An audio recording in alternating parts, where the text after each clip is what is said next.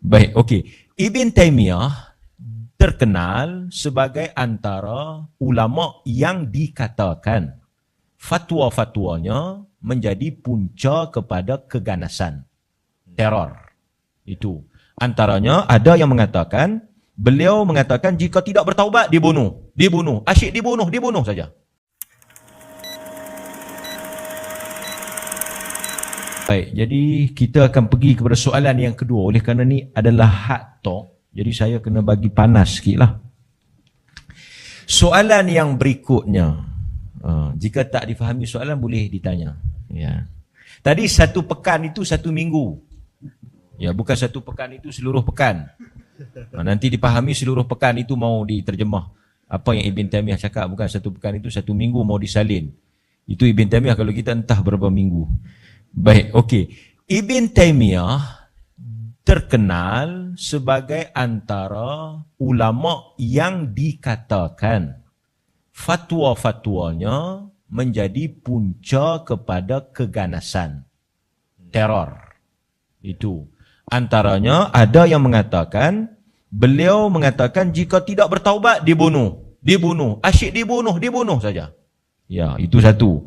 Sehingga kan jika tidak usalli atau orang-orang yang usalli juga dibunuh. Masya Allah. Saudara, berapa ramai orang usalli di Perlis ini yang sudah dibunuh? Entahlah kenapa. Datangnya juga tidak dibunuh, boleh balik pulang begitu saja. Ya, kalau tidak bertobat dibunuh.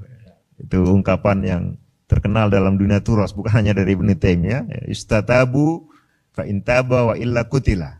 Jadi orang yang kesalahannya dalam bidang agama khususnya itu sudah ekstrim, ya, ekstrim, mengubah syariat, kemudian menambah syariat yang bertentangan dan seterusnya, ya, itu atau melakukan sesuatu yang menyebabkan dia murtad, ya, secara agama, baik dengan kata-kata maupun dengan perbuatan, itu yustatab. Dia harus dia perlu diminta atau dipaksa atau disuruh untuk bertaubat. Ya, bertaubat biasanya selama 3 hari di penjara untuk diminta bertaubat. Kalau tidak bertaubat kemudian dibunuh. Ya, dibunuh. Jadi di sini ada 3 poin. Ya. Pertama, dia diminta atau disuruh bertaubat. Kemudian diberi masa 3 hari. Ya, kalau juga tidak bertaubat, baru dieksekusi apa? Dibunuh. Nah, orang yang salahnya ekstrim dalam bidang agama, patut tak diminta bertobat? Nah, sudah sesuai kan? Kemudian bertaubatnya tidak hanya diberi kesempatan 1 jam, 2 jam, tapi 3 hari. Ya, sambil dia fokus di penjara, ini juga tidak ada masalah.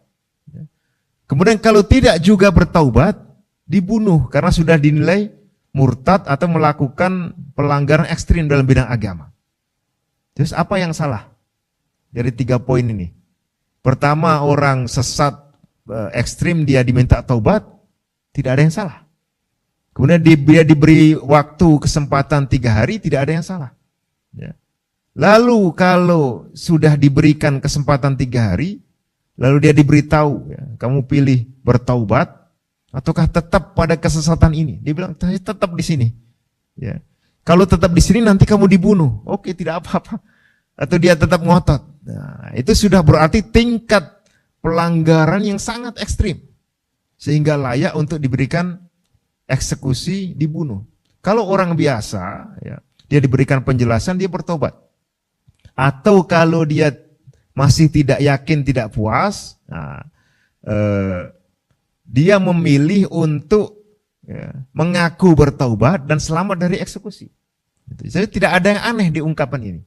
Ya, tidak ada yang aneh. Tapi ini menunjukkan bahwa perkara yang Ibnu Taimiyah di situ menyatakan orang ini harus dipaksa atau disuruh bertaubat, kalau tidak maka dia kemudian dibunuh, itu pastilah perkara-perkara yang sangat ekstrim.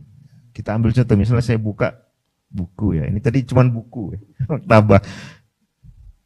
Nah ini contoh misalnya ada di Majmu' Fatawi, ya, Ya, di jilid 1 halaman 83. Di sini beliau mengatakan, wa min haula man yahmiluhu syaitan ila Arafat fayakifu ma'an nasi thumma yahmiluhu fayaruddahu ila madinati tilkal lailah wa yadhunnu hadzal jahil anna hadza min awliyaillah. Nah, ini beliau cerita soal anggapan orang yang beranggapan bahwa ada wali-wali Allah yang bisa terbang ke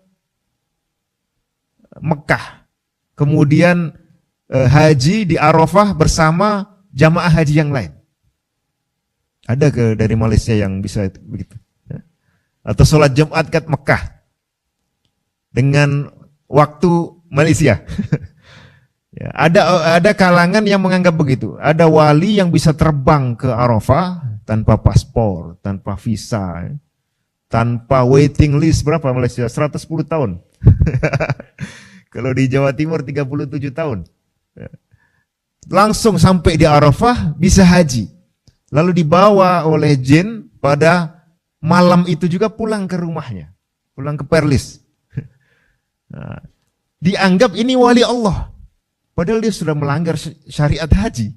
Orang haji setelah wukuf itu masih banyak amalan. Dia harus ke Mina, harus lontar jamarot. Kemudian ada hari-hari di Mina. Harus sembelih hadiu kalau hadinya tamattu. Kemudian harus tawaf ifadah. Ini datang ke Arafah langsung pulang. Tanpa pakaian ihram. Melewati mikot. Itu bukan wali Allah sama sekali. Secara syariat sudah salah.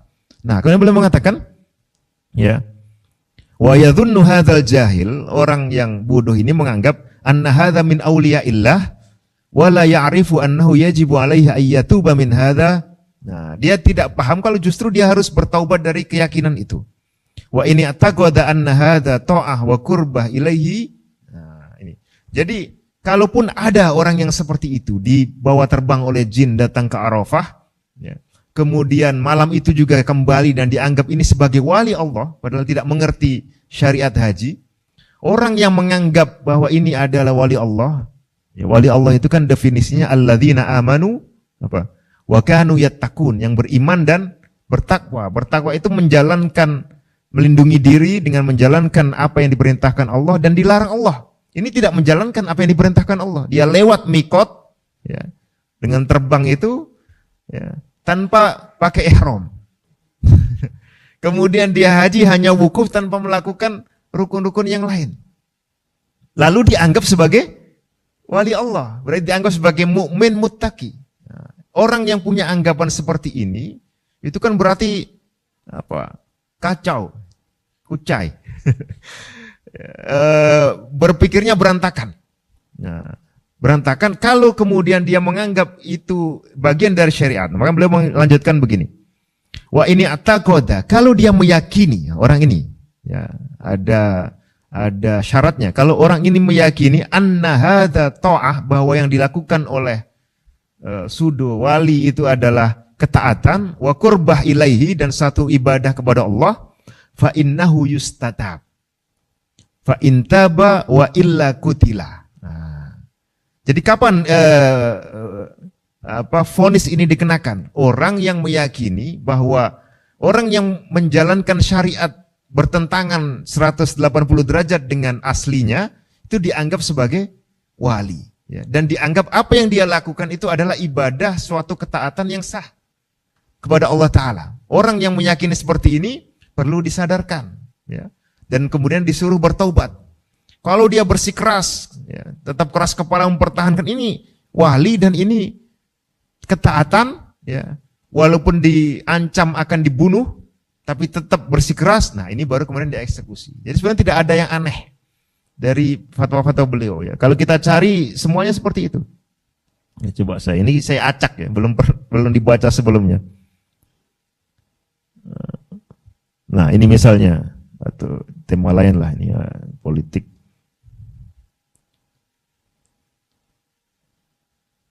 Nah, ini misalnya, ya, tentang tema tawassul. Ya, tawassul, tahu ya? Tema tawassul yang asli, ya, yang diperintahkan dalam Al-Quran itu adalah dengan amalan yang soleh. Kita beramal sehingga masuk surga, ya. Menjadikan amal sebagai tawassul. Termasuk tawassul dalam doa. Nah, Beliau mengatakan ya, tawassul dengan keimanan dan kemudian doa, ya, doa termasuk doa dari orang yang soleh dan doa dari Rasulullah ketika beliau hidup. Wa man angkara tawassula bihi bi ahadi hadainil ma'nayain, kalau orang mengingkari perlunya atau sahnya bertawassul dengan amal soleh dan juga dengan doa, ini mungkin maksudnya doa dari Rasulullah SAW ketika beliau bisa hadir dan mendoakan, fahuwa kafirun murtad, ya, dihukumi apa? Kafir. Yustadabu fa intaba wa illa kutila murtaddan. Nah, sudah jelas yang diberikan vonis oleh beliau yustatab, ya, minta bertaubat, kemudian kalau bertaubat oke, kalau tidak bertaubat maka dia dibunuh, dieksekusi bunuh.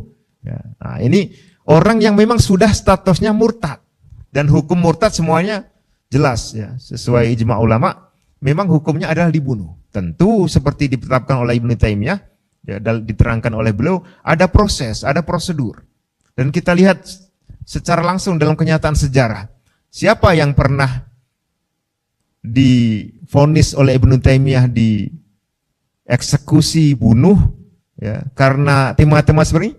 Tidak ada, ya, karena prosedurnya belum diketahui.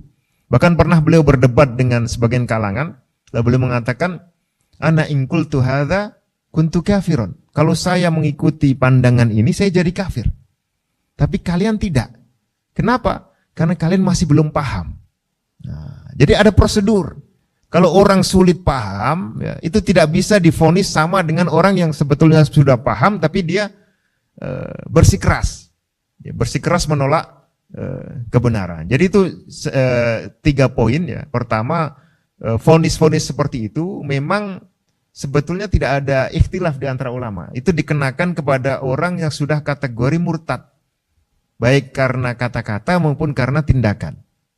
Dan ada proses, ada diminta bertaubat, ada masa, kemudian baru dihukumi dengan vonis dibunuh. Itu pun ada prosedurnya. Nah, itu yang pertama. Yang kedua, dalam kenyataan, ya, sejarah hidup beliau tidak ada orang yang beliau itu kan. Ya. Tadi seperti Al-Bakri, ya, itu luar biasa penyesatannya, tapi beliau justru amankan secara fisik, ya, karena tidak punya dendam. Bahkan beliau ketika pernah ada masa itu Sultan ganti, ya, Sultan di tempatnya Ibnu Taimiyah, sultannya datang menawarkan untuk mengeksekusi, membunuh para qadhi dan para tokoh yang dulu berusaha agar Ibnu Taimiyah dieksekusi mati. Apa jawab beliau? Anta in qataltahum lan tajid ahsana minhum. Beliau mengatakan, Anda wahai sultan ini, kalau membunuh mereka, orang-orang yang memang bermasalah, ya, setelah mereka mati, Anda tidak akan mendapatkan orang yang lebih bagus dari mereka. Jadi mereka memang bermasalah, tapi kalau ini dihabiskan, tidak ada lagi SDM, sumber daya manusia yang lebih bagus. Kemudian kata sultan, haulai kanu sa'au fi adzak wa qatlik. Mereka itu dulu berusaha untuk agar kamu dibunuh. Beliau akhirnya mengatakan, kalau seperti itu saya sudah maafkan. Kalau karena hak saya sudah maafkan.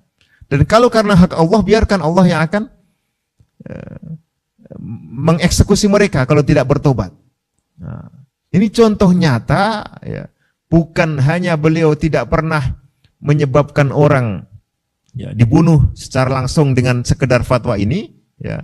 Dan ini menjelaskan bagaimana kita menafsiri, memahami kata-kata seperti ini. Yang kedua, beliau justru menimbang mana yang lebih maslahat, ya, walaupun mereka punya berhak untuk dieksekusi, tapi beliau memaafkan, melepaskan haknya itu sehingga mereka menjadi selamat. Ya. Mungkin itu kebanyakan. Ya. Kalau kepanjangan saya ingatkan. Ya. Oke, silakan.